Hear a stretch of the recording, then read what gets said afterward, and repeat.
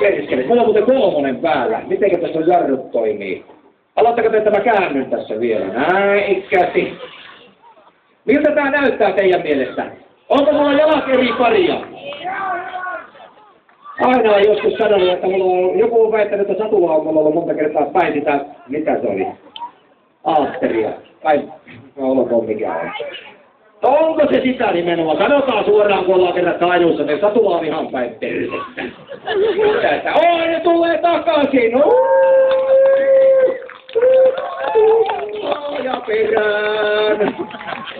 Ja selostaja kaatui Suomussalmen raitilla, ja siihen meni sekin reissu. No niin, taputetaan Heikkinen vielä jatkamaan. Tulen perätään. Tulee, mulla on 3 päällä. Oletko? Vain 2 puuttuu. Tästä on muuten näköyhteys tuonne lavalle. No niin, hei, hyvä yleisö tosiaan.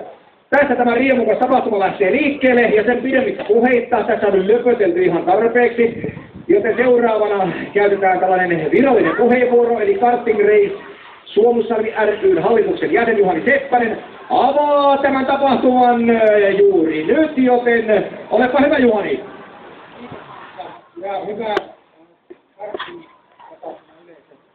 Minulla on järjestetty seuranimekkää Karting Race Suomussalmi ry:n puolesta. Ja toivottaa teidät tänne sydämellisesti tervetulleeksi.